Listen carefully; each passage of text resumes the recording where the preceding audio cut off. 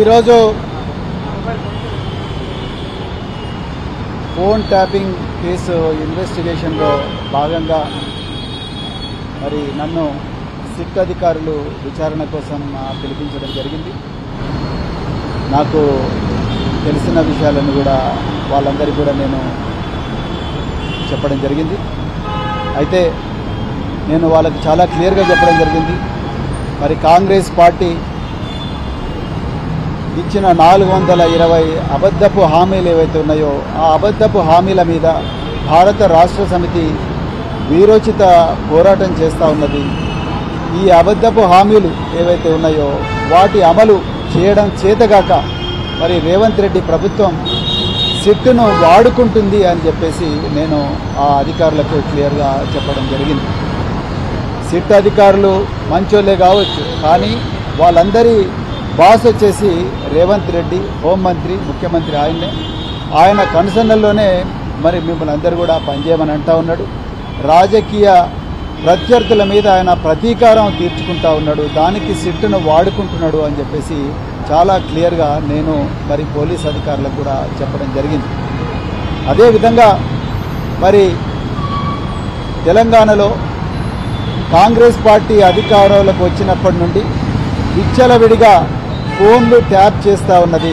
చివరికి వాళ్ళ క్యాబినెట్ మంత్రుల ఫోన్లు హ్యాక్ చేస్తూ ఉన్నాడు రేవంత్ రెడ్డి అని కూడా సిట్ అధికారులకు నేను రాతపూర్వకంగా ముఖ్యమంత్రి రేవంత్ రెడ్డి గారి మీద కంప్లైంట్ కూడా సిట్ అధికారులకు ఇవ్వడం జరిగింది.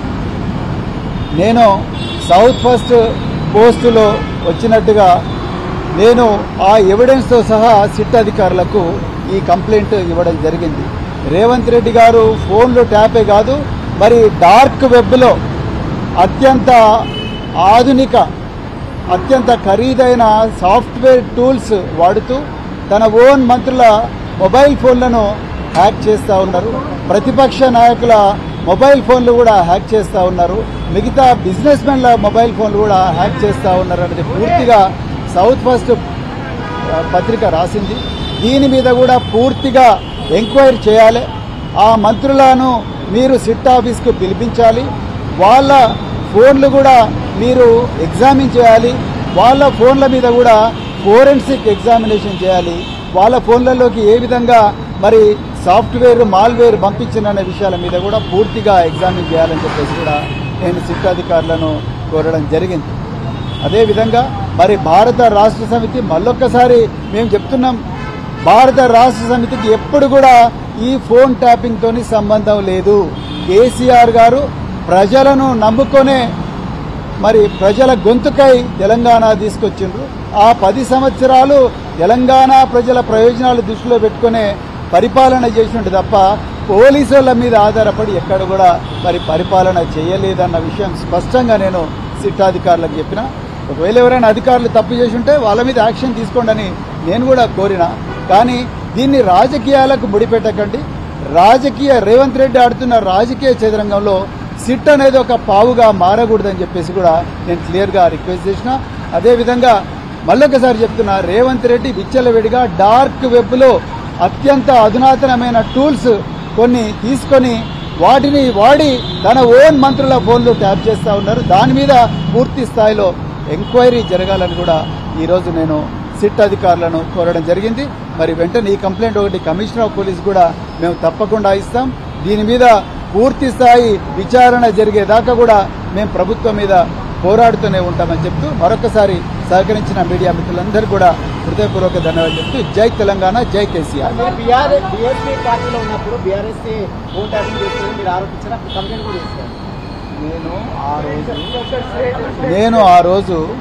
నేను నా phone state sponsored hackers tap చేస్తున్నారు అని చెప్పి నాకు యాపిల్ నుంచి మెసేజ్ వస్తే ఆ యాపిల్ నుంచి వచ్చిన మెసేజ్ ఆధారంగానే నేను నాటి కమిషనర్ ఆఫ్ పోలీస్ గారికి నేను కంప్లైంట్ ఇవ్వడం జరిగింది.